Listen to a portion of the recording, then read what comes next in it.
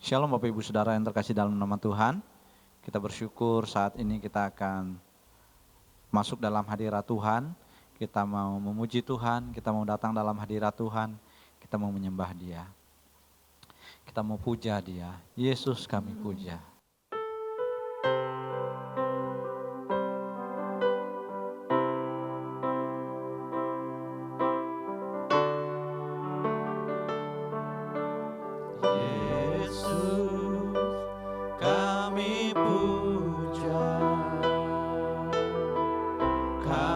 Sembah sebagai Raja,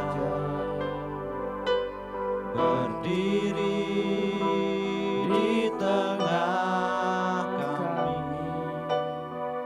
ditinggikan dan dipuji.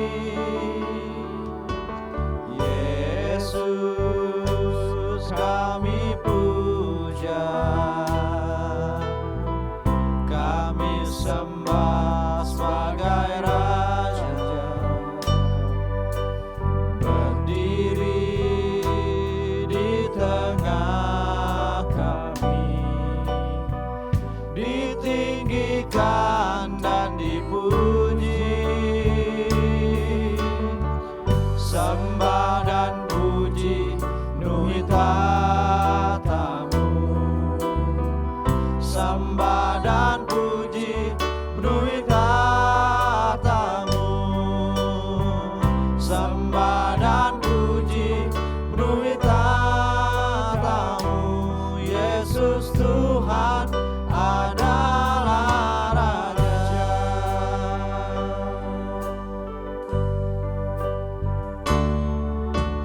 Yesus kami puja,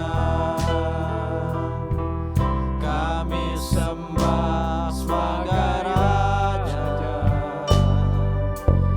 berdiri di tengah kami, ditinggikan dan dipuji. Sembah dan puji penuhi tatamu, sembah dan puji penuhi tatamu, sembah dan puji penuhi tatamu. Yesus Tuhan adalah Raja. Sembah dan puji penuhi tatamu, sembah dan puji penuhi tatamu, sembah dan puji penuhi tatamu. Yesus Tuhan adalah Raja. Sembah dan puji penuhi tatamu, sembah dan puji penuhi tatamu, sembah dan puji penuhi tatamu.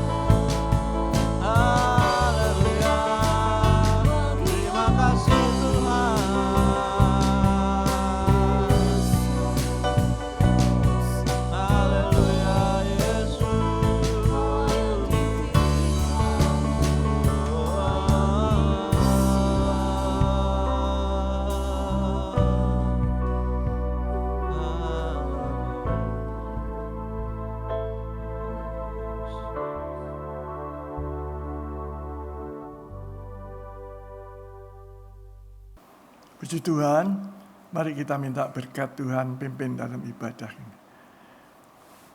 Pertolongan kami datangnya dari Tuhan yang menjadikan langit, bumi, dan segala isinya.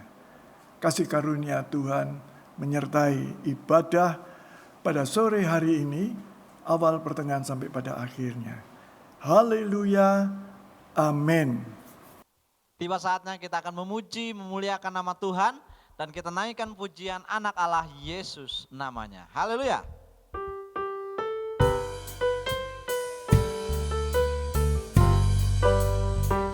Anak Allah Yesus namanya, menyembuhkan, menyucikan, bahkan mati, tebus dosaku, kubur kosong membuktikan Dia hidup. Anak Allah, anak Allah Yesus namanya, menyembuhkan, menyucikan, amin, bahkan mati, tebus dosaku, kubur kosong membuktikan Dia hidup. Sebab Dia hidup, sebab Dia hidup, ada hari esok.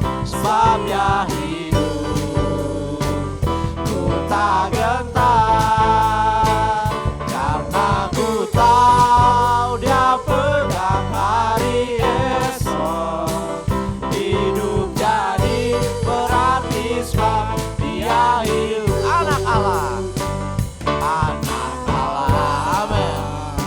Yesus namanya, menyembuhkan, menyucikan, bahkan mati, tebus dosaku, kubur kosong membuktikan Dia hidup. Sebab Dia hidup, sebab Dia hidup, ada hari esok.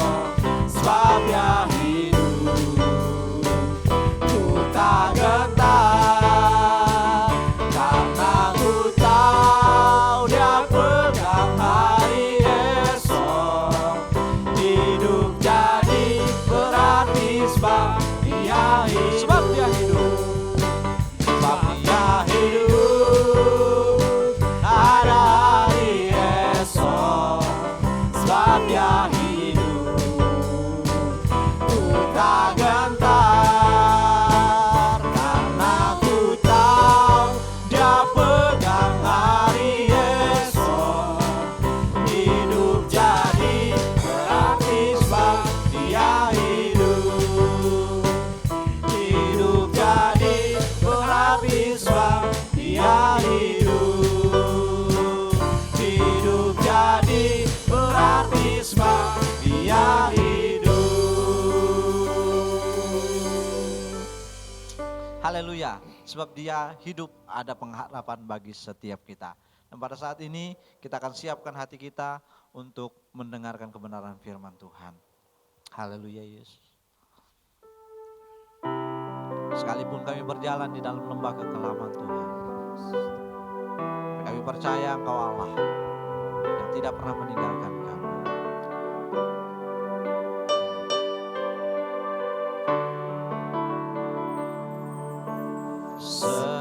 Sekalipun ku berjalan dalam lembah kelam, namun tangan-Mu selalu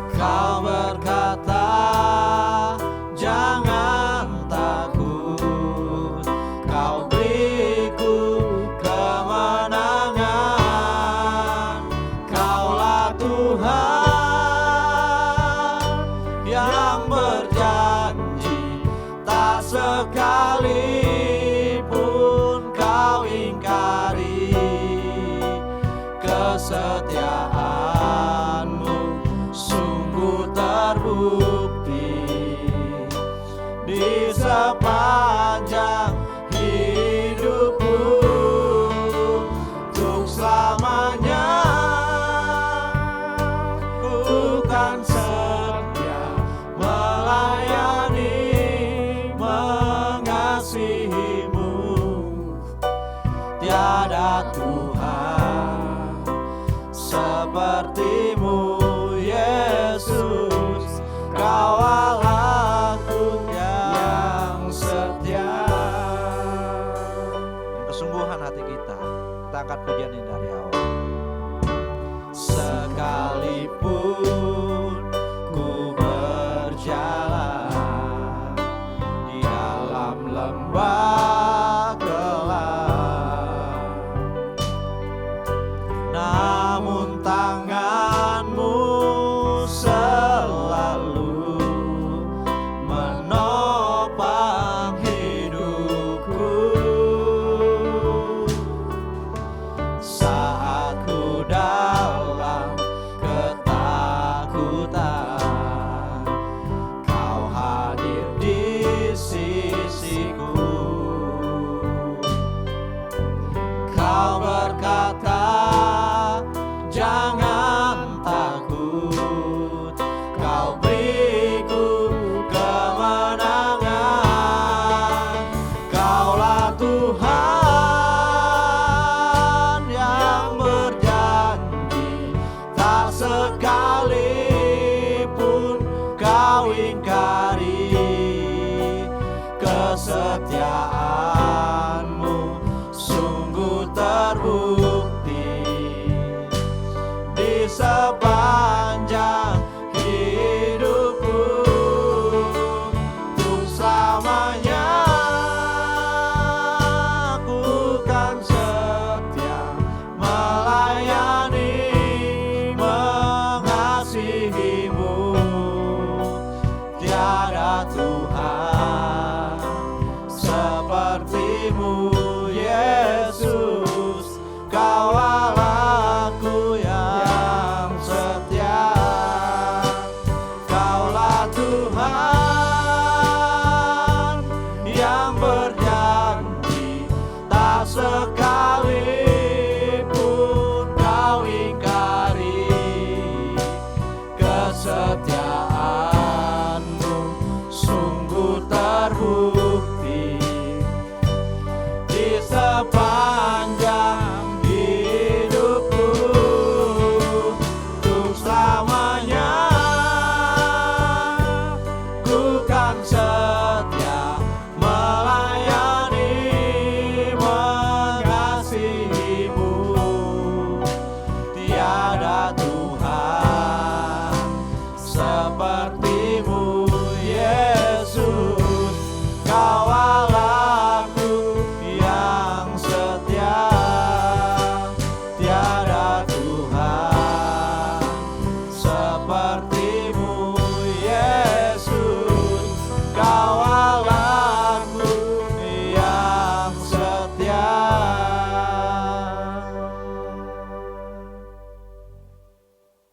Mari kita berdoa. Kami bersyukur Bapa buat sore petang hari ini, kasih karunia-Mu melimpah dalam hidup kami. Kembali kami dapat bersama merayakan kenaikan Kristus kembali ke surga. Kami bersyukur akan janji-janji yang Tuhan berikan dan kami siap merenungkan firman-Mu. Urapi hamba-Mu Bapa, urapi setiap kami, beri hikmat pengertian bagi setiap kami akan kebenaran-Mu dan mampukan kami untuk hidup di dalamnya. Terima kasih Tuhan, dalam nama Yesus kami bersyukur dan berdoa. Haleluya. Amin. Shalom Bapak Ibu Saudara. Kita bersyukur kembali sore petang hari ini kita bisa berkumpul bersama dalam perayaan ibadah kenaikan Kristus. Setelah kita merayakan Paskah, kita masuk di dalam kenaikan Kristus. Dan tema kita di dalam bulan ini kegerakan Roh Kudus. Dan tema yang diberikan kepada saya sore petang hari ini, pergi untuk kembali. Nah, saat mendengar tema ini, banyak orang mengatakan bahwa yang pertama sekali diingat adalah kisah sepasang kekasih yang harus terpisah sementara untuk meraih cita-citanya. Sehingga keluarlah lagu "Aku Pergi Untuk Kembali Lagi".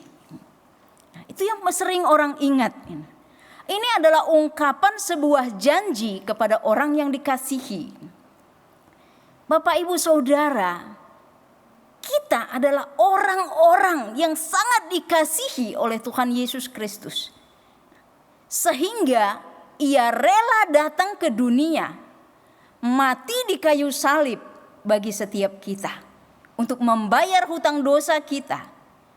Karena Roma 5 ayat yang ke-8 katakan, akan tetapi Allah menunjukkan kasih-Nya kepada kita oleh karena Kristus telah mati untuk kita ketika kita masih berdosa. Nah, ini bukti kasih Allah bagi setiap kita. Yesus tidak saja mati di kayu salib untuk menembus dosa kita, tetapi Dia bangkit dan hidup. Sebab firman Tuhan dalam 1 Korintus 15 ayat yang ke-17 sampai yang ke-19 di situ mengatakan, jika Kristus tidak bangkit, maka sia-sialah iman kamu. Dan kamu adalah orang yang paling malang dari segala manusia, dikatakan. Jadi bersyukurlah kita karena Yesus hidup. Yesus bangkit, Dia menampakkan diri secara berulang-ulang kepada murid-muridnya selama 40 hari. Membuktikan bahwa Dia hidup. Kita tahu bahwa Yesus mati di Yerusalem. Karena Lukas 13 ayat 33 Yesus katakan seorang nabi tidak akan dibunuh kalau tidak di Yerusalem. Setelah bangkit dari kematian, Yesus berpesan kepada muridnya untuk menjumpai Dia di Galilea. Dari Galilea setelah mereka bertemu, Dia menyuruh lagi muridnya kembali ke Yerusalem. Dan firman Tuhan dalam Lukas 24 ayat 51 mengatakan, menjelang naik ke surga, Yesus membawa para murid itu keluar kota dekat Betania, dikatakan itulah Bukit Zaitun. Mungkin kalau saya merenungkan, Yesus ingin memastikan ketaatan para murid ini setelah terpisah daripadanya. Sebab Yohanes 14 ayat 21 dan bahkan 1 Yohanes 5 ayat yang kedua katakan, barang siapa mengasihi Allah akan melakukan perintah-Nya. Sebab Yesus mempersiapkan mereka untuk menjadi saksi-saksi kebenaran-Nya. Apa yang Dia lakukan, apa yang Dia ajarkan, siapa Dia sebenarnya, itu harus disaksikan. Jadi bukan rekayasa. Dan tentu untuk semua ini ada harga yang harus dibayar. Sebab kasih itu memberi. Memberi itu berarti kita berkorban. Dan itu yang Yesus sudah lakukan bagi kita. Kita melihat para murid ini taat kepada perintah Tuhan. Dan akhirnya ke-11 murid itu berkumpul kembali bersama Yesus di Bukit Zaitun. Dan sebelum Yesus meninggalkan mereka, Yesus memberi pesan supaya mereka menantikan janji Bapa yang akan melengkapi mereka menjadi saksi dan menjalankan misinya. Saat mereka berkumpul, para murid menanyakan, maukah engkau memulihkan kerajaan bagi Israel? Tentu yang mereka maksudkan adalah kerajaan duniawi. Sebab saat itu Israel masih berada di bawah kekuasaan Romawi. Karena pikir mereka jika punya jabatan atau jika punya kedudukan duniawi atau dalam kerajaan Israel, maka akan lebih mudah melakukan misi. Padahal Yesus pernah katakan di dalam Yohanes 18 ayat 36, kerajaanku bukan dari dunia ini.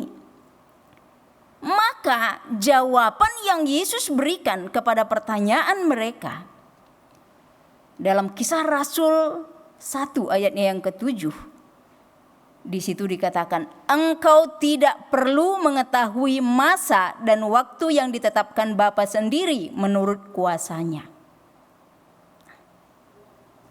Awal pandemi dari tahun 2020 kita ingat ada beberapa statement para hamba-hamba Tuhan yang berkaitan dengan corona. Ada yang katakan diam, tenang dan sebagainya. Sempat menghebohkan dunia maya. Bahkan muncul lagi hamba-hamba Tuhan lain memberikan tanggapan-tanggapan masing-masing. Kita sudah berdoa mungkin sepanjang tahun untuk situasi bangsa kita sehubungan dengan COVID-19. Mungkin juga ada yang bertanya, Tuhan, kapan pandemi ini berakhir? Jawaban yang Tuhan berikan sama kepada pertanyaan para murid. Engkau tidak perlu mengetahui waktu yang Bapa tetapkan. Karena Tuhan katakan, rancanganku bagimu adalah damai sejahtera, bukan kecelakaan. Kata Yeremia 29 ayat yang ke-11.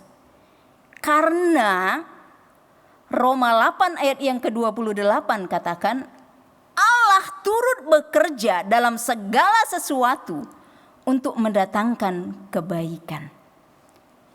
Maka hal yang lebih penting bagi kita bukanlah mengetahui waktu Tuhan bekerja seperti yang kita inginkan. Tetapi apapun yang Tuhan luaskan terjadi dalam hidup kita, di sekitar kita, ingatlah janjinya ya dan amin. Dia katakan rancanganku bagimu adalah damai sejahtera. Dan aku turut bekerja dalam segala sesuatu untuk mendatangkan kebaikan. Jadi dari tema kita pada hari ini, pergi untuk kembali. Ada beberapa hal yang pasti dalam hidup kita yang perlu kita ingat. Dari ayat yang diberikan kepada saya di dalam Kisah Para Rasul 1 ayat yang ke-11. Namun saya rindu kita baca dari ayatnya yang ke-8 sampai yang ke-11. Firman Tuhan katakan di situ, tetapi kamu akan menerima kuasa kalau Roh Kudus turun ke atas kamu, dan kamu akan menjadi saksiku di Yerusalem dan di seluruh Yudea dan Samaria dan sampai ke ujung bumi. Sesudah ia mengatakan demikian, terangkatlah ia disaksikan oleh mereka dan awan menutupnya dari pandangan mereka. Ketika mereka sedang menatap ke langit waktu ia naik itu, tiba-tiba berdirilah 2 orang yang berpakaian putih dekat mereka dan berkata kepada mereka, hai orang-orang Galilea, mengapakah kamu berdiri melihat ke langit? Yesus ini yang terangkat ke sorga meninggalkan kamu akan datang kembali dengan cara yang sama seperti kamu melihat dia naik ke sorga. Jadi yang kita perlu renungkan, yang kita perlu ingat, yang pertama, Yesus pergi kepada Bapa. Di ayat yang ke-9 dikatakan, sesudah ia mengatakan demikian, terangkatlah ia disaksikan oleh mereka dan awan menutupnya dari pandangan mereka. Dan Lukas 24 ayat 50 sampai 51 juga mengatakan, di situ ia mengangkat tangannya dan memberkati mereka. Dan ketika ia sedang memberkati mereka, ia berpisah dari mereka dan terangkat ke surga. Setelah memberi pesan kepada para murid bahwa mereka akan menerima kuasa Roh Kudus untuk menjadi saksi, Yesus memberkati mereka, kemudian dia terangkat ke sorga di depan mata para murid itu di Bukit Zaitun. Saya percaya saat Yesus terangkat itu terjadi perlahan.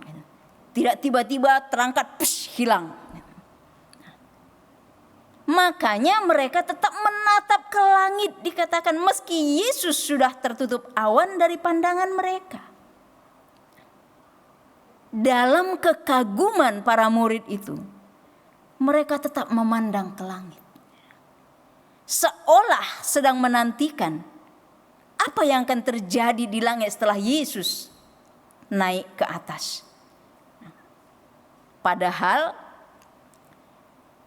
Yesus katakan dalam Yohanes 14 ayat yang ke-18, "Aku tidak akan meninggalkan kamu sebagai yatim piatu. Aku datang kembali kepadamu," dikatakan.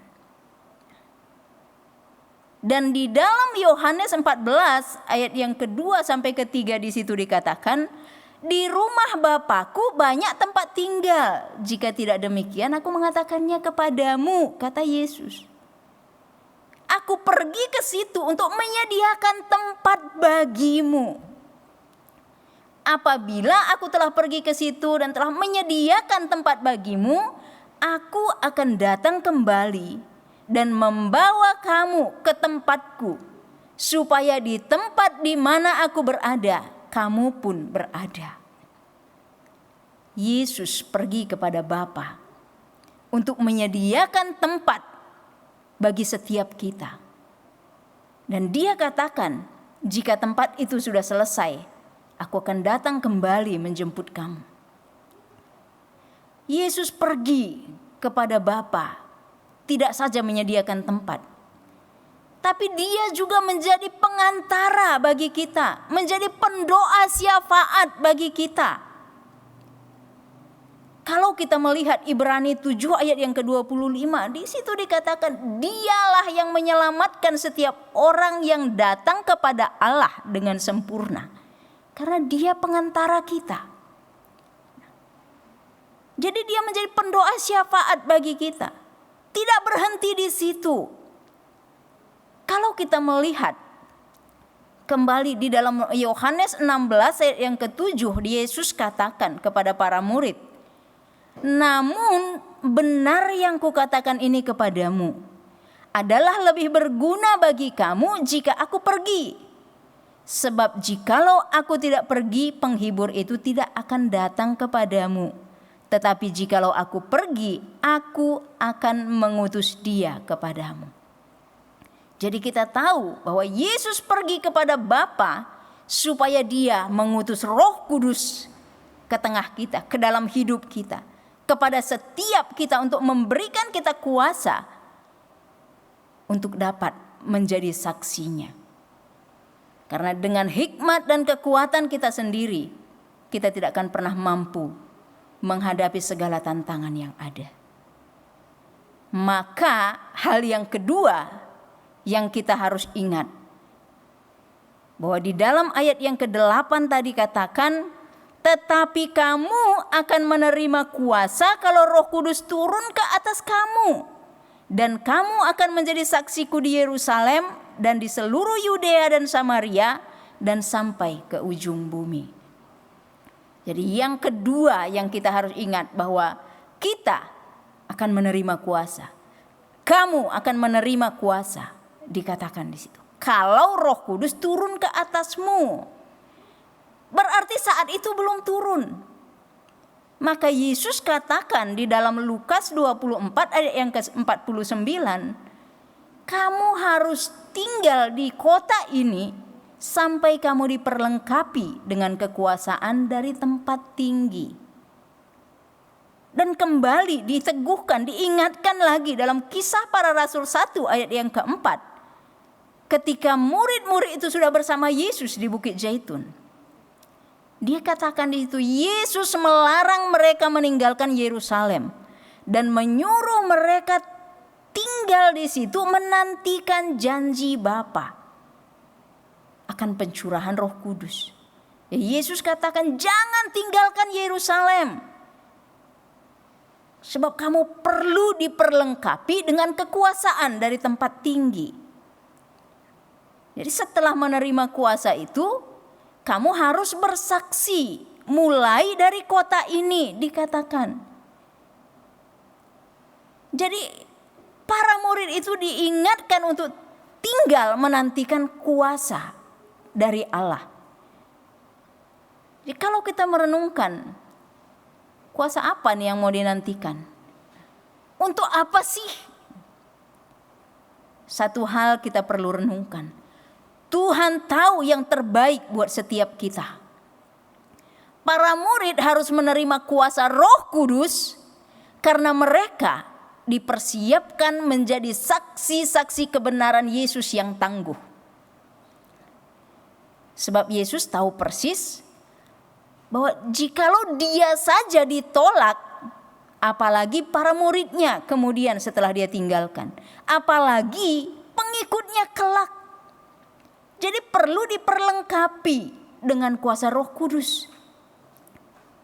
Maka kalau kita melihat ketika janji itu digenapi dalam Kisah Para Rasul 2 ayat 1 sampai yang ke-11 di situ, ketika Roh Kudus dicurahkan, para murid itu menerima kuasa, orang-orang percaya itu menerima kuasa, sehingga setiap orang, kalau disebutkan di situ ada 16 negeri asal mereka yang berkumpul dengan bahasa yang berbeda. Tetapi firman Tuhan mencatat, mereka semua mendengar rasul-rasul itu berkata-kata tentang perbuatan-perbuatan besar Allah dalam bahasa mereka masing-masing. Bahkan mereka katakan, bukankah orang ini orang Galilea? Kok bisa kita dengar mereka berkata-kata dalam bahasa kita sendiri? Itulah berkat dari kuasa yang diterima. Sehingga kita bisa melihat di situ dalam kelanjutannya bagaimana Petrus berkhotbah dengan berani yang tadinya dia menyangkal Yesus karena takut. Tetapi pada saat itu setelah menerima kuasa itu, dia menyatakan bahwa dia sudah diperlengkapi. Dan firman Tuhan mencatat 3.000 jiwa bertobat ketika Petrus berkhotbah. Tetapi ketika banyak orang berbalik kepada jalan kebenaran, banyak orang menjadi percaya, tantangan juga mulai datang. Kalau kita melihat di dalam Kisah Rasul 8 ayat yang ke-1 bagian B di situ dikatakan, mereka mengalami aniaya yang hebat yang membuat mereka tersebar ke Yudea dan Samaria. Jadi tadi mereka sudah bersaksi di Yerusalem, banyak orang yang percaya, penganiayaan datang, orang itu tersebar. Namun mereka tetap bersaksi akan kasih dan kebenaran Yesus yang menyelamatkan. Oleh kuasa Roh Kudus, mereka membawa banyak jiwa kepada Kristus untuk diselamatkan. Kalau kita melihat di situ, ini bukan lagi rasul-rasul, tapi orang-orang yang baru percaya itu. Kisah Para Rasul 8 ayat 4 sampai yang ke-6. Ketika mereka mendengar pengajaran-pengajaran yang disampaikan, mereka percaya kepada Yesus. Jadi kita ketahui betapa pentingnya peranan Roh Kudus dalam kehidupan kita sebagai orang percaya, untuk kita dapat menjadi saksi-saksi kebenarannya. Sebab oleh kuasa itu, kesaksian kita akan diteguhkan. Tetapi jikalau kita tidak dipenuhi Roh Kudus, maka kita bisa melihat di dalam Kisah Rasul pasal 2 itu ayat 7, ayat 12 sampai 13 di situ katakan ada kelompok-kelompok orang yang berbeda. Dikatakan di situ sebagian orang tercengang dan termangu-mangu. Yang lain menuduh mereka yang dipenuhi Roh Kudus itu sedang mabuk anggur. Ini terjadi pada Pentakosta pertama. Hari-hari ini kita sedang menantikan pencurahan Roh Kudus dalam Pentakosta ketiga. Banyak hamba-hamba Tuhan dalam dan luar negeri mengatakan bahwa Pentakosta ketiga akan terjadi di Indonesia. Saya katakan kebenaran hanya milik Tuhan. Tetapi jika itu sungguh terjadi di tengah-tengah kita, sudahkah kita siap untuk menerima kuasa itu? Adakah kita akan menjadi bagian orang yang bersaksi dan menceritakan perbuatan Tuhan yang besar? Atau hanya menjadi kelompok orang yang termangu-mangu, terheran-heran? Atau bahkan dalam kelompok yang lebih tragis lagi, menuduh, wah ini ajaran sesat, ini antikris. Yesus katakan, kamu akan menerima kuasa kalau Roh Kudus turun ke atasmu. Jadi kita harus berjaga dan siap sedia menantikan curahan Roh Kudus itu. Kapanpun itu terjadi.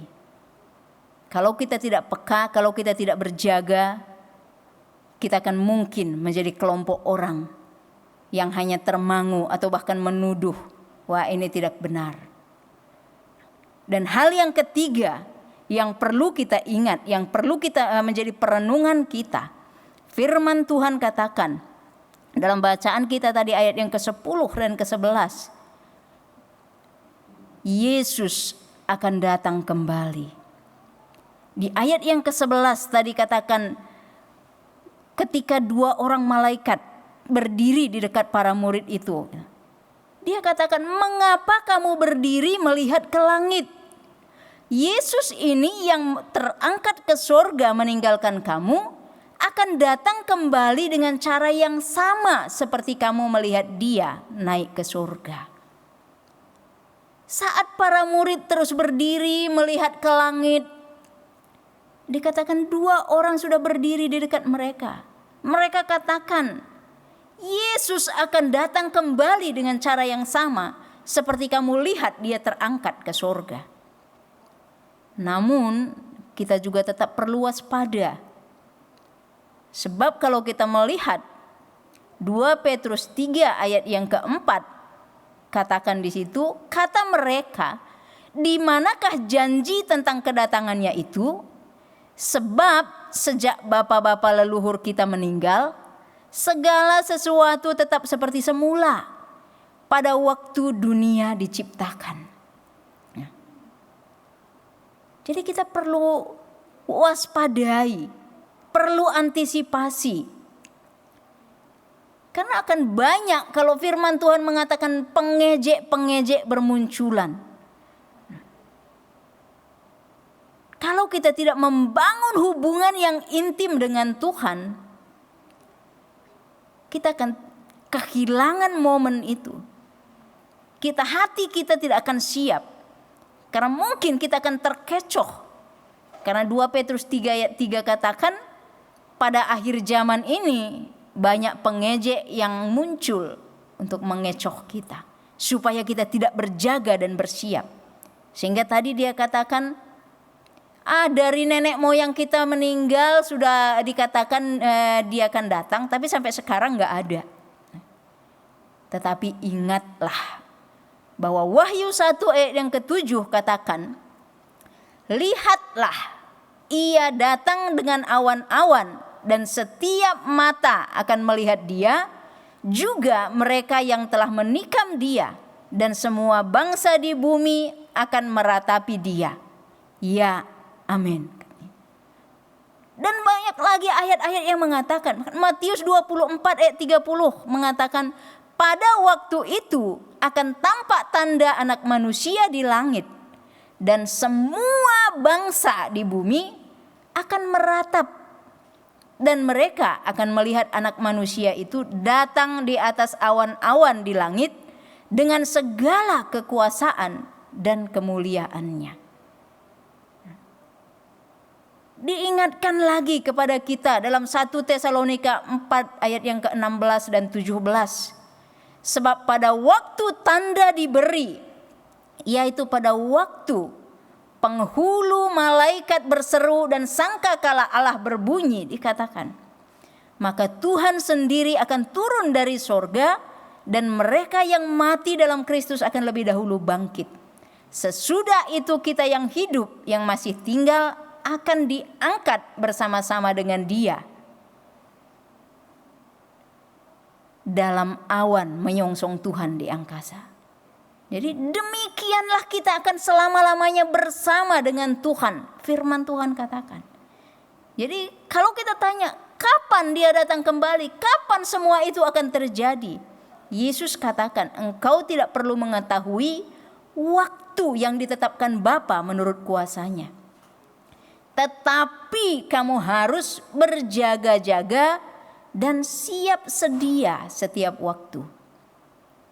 Karena Wahyu 22 ayat yang ke-12 katakan, sesungguhnya aku datang segera dan aku membawa upahku untuk membalaskan kepada setiap orang menurut perbuatannya.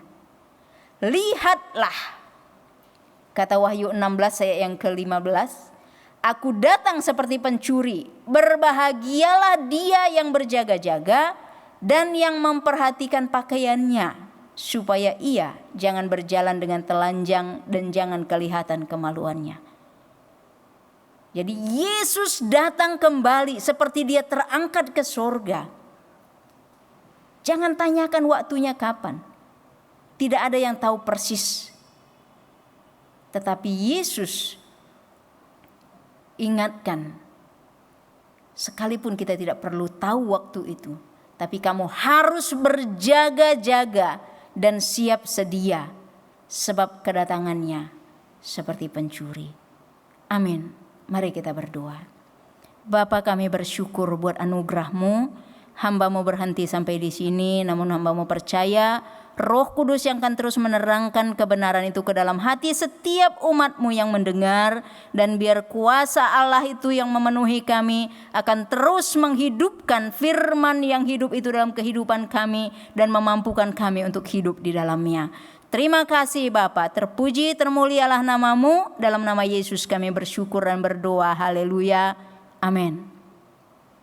Kita akan masuk di dalam perjamuan kudus. Kita akan naikkan pujian Satu Dalam Roh-Mu.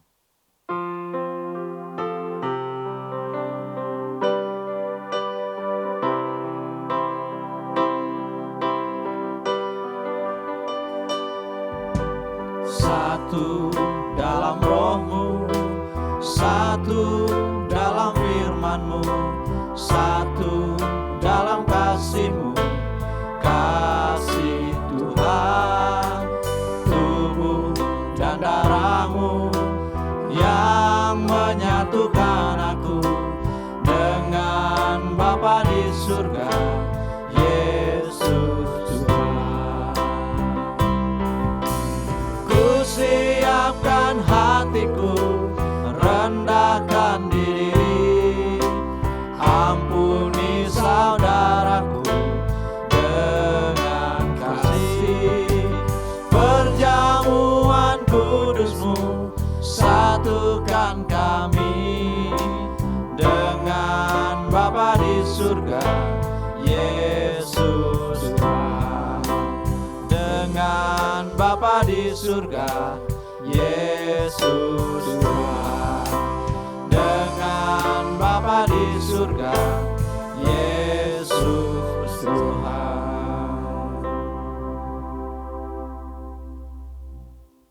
Sebelum kita masuk dalam perjamuan kudus, mari kita diingatkan ketika kita baca 12 pengakuan percaya. Aku percaya bahwa Alkitab adalah firman Allah yang diilhamkan oleh Roh Kudus. Aku percaya kepada Allah yang Maha Esa, yang menyatakan dirinya dalam Bapa, Anak, dan Roh Kudus. Aku percaya bahwa Allah Bapa pencipta langit dan bumi, beserta segala isinya. Aku percaya bahwa Tuhan Yesus Kristus itu Anak Allah, yang telah menjadi manusia, mati di kayu salib, bangkit dari kematian untuk menyelamatkan orang berdosa. Aku percaya bahwa Roh Kudus yang memimpin orang percaya kepada kebenaran. Aku percaya bahwa semua manusia telah jatuh ke dalam dosa dan kehilangan kemuliaan Allah dan hanya dapat diselamatkan melalui percaya dan menerima Yesus Kristus sebagai Tuhan dan Juru Selamatnya. Aku percaya bahwa semua kelahiran baru dikerjakan oleh kuasa firman dan Roh Kudus. Aku percaya bahwa setiap orang yang percaya dan bertobat harus dibaptis. Demikian pula perjamuan kudus dilakukan untuk memperingati pengorbanan Tuhan Yesus Kristus dan untuk meneguhkan persekutuan dengan Tuhan serta anggota tubuh Kristus. Aku percaya bahwa baptisan Roh Kudus disertai tanda-tanda, karunia-karunia roh, dan karunia jawatan bagi pembangunan tubuh Kristus. Aku percaya kesembuhan ilahi berdasarkan pengorbanan Tuhan Yesus Kristus. Aku percaya akan kedatangan Tuhan Yesus Kristus yang kedua kali, kebangkitan orang mati, dan pengangkatan orang-orang percaya untuk bertemu di angkasa sebelum kerajaan 1000 tahun dimulai. Aku percaya adanya surga sebagai tempat kehidupan kekal bagi orang percaya kepada Tuhan Yesus Kristus dan neraka sebagai tempat hukuman kekal bagi yang tidak percaya. Kita angkat roti ke atas dan dengarkan firman Tuhan. Setelah itu kita makan bersama-sama. Dan sesudah itu ia mengucap syukur atasnya. Ia memecah-mecahkannya dan berkata, inilah tubuhku yang diserahkan bagi kamu. Perbuatlah ini menjadi peringatan akan aku. Bukankah roti yang kita pecah-pecahkan adalah persekutuan dengan tubuh Kristus? Haleluya. Mari kita makan bersama-sama dalam nama Tuhan Yesus.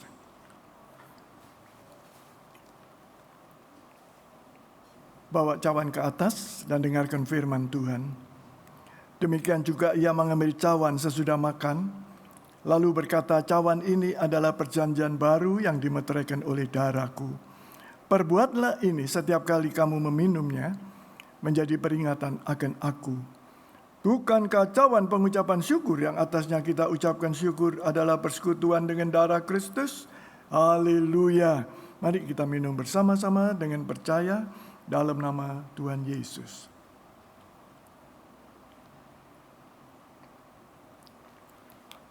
Mari kita mengucapkan syukur. Haleluya, haleluya. Mari kita berdoa. Terima kasih Tuhan. Kami tahu, kami bersyukur dan bersukacita pada sore hari ini karena kami boleh masuk dalam perjamuan kudus sesuai dengan perintah Tuhan untuk terus melakukan perjamuan kudus sampai Engkau datang kembali. Kami tahu mujizat Tuhan sudah berlaku di tengah-tengah kami. Yang sakit disembuhkan. Semuanya diberkati Tuhan. Seturut dengan kehendak Tuhan. Sehubungan dengan kebutuhan pribadi anak-anak-Mu pada sore petang hari ini. Terima kasih Tuhan. Jadilah kehendak-Mu di bumi seperti di dalam surga. Haleluya. Amin. Tiba saatnya kita akan memberikan persembahan. Namun sebelumnya kita akan berdoa. Bapak Surgawi, terima kasih buat kesempatan yang indah yang Tuhan berikan bagi kami, untuk kami boleh kembali memberikan persembahan kami untuk pekerjaan pelayanan Tuhan. Berkati setiap persembahan yang kami berikan, sehingga boleh menjadi alat kemuliaan di tangan Tuhan dalam pekerjaan-Mu di tempat ini. Terima kasih Bapak, di dalam nama Yesus kami siap untuk memberi. Haleluya. Amin.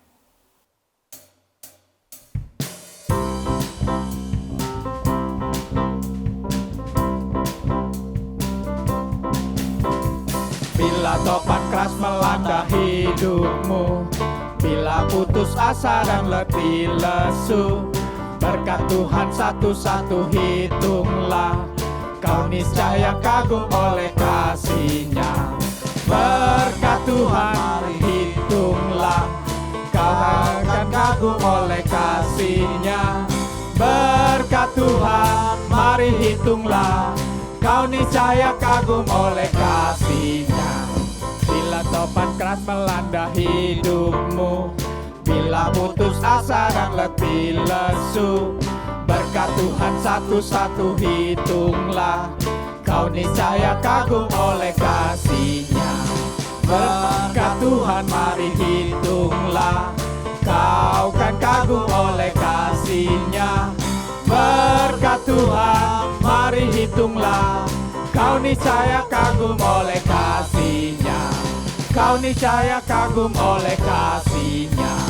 Kau niscaya kagum oleh kasih-Nya.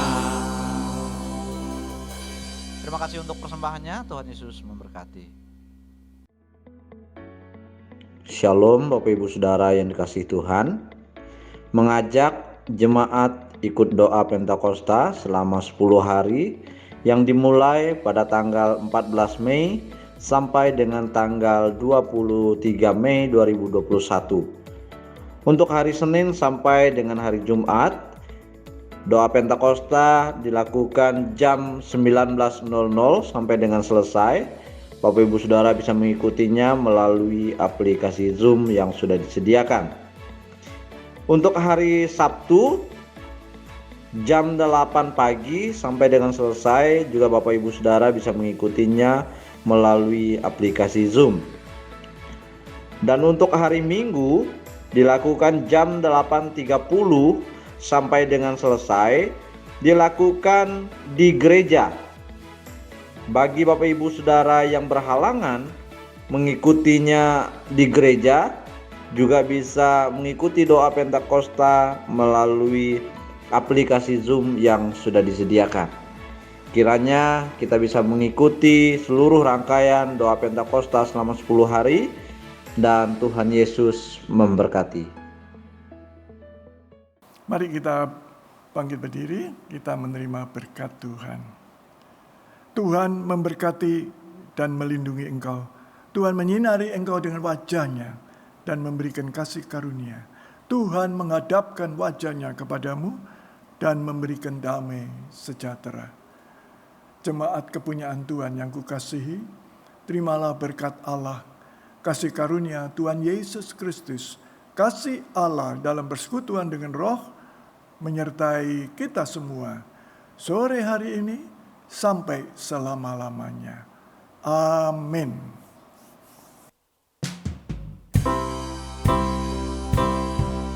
Kemuliaan Tuhan atas kita, tangan kasih-Nya menuntun kita, kebajikan, kemurahan selamanya, sampai kita bertemu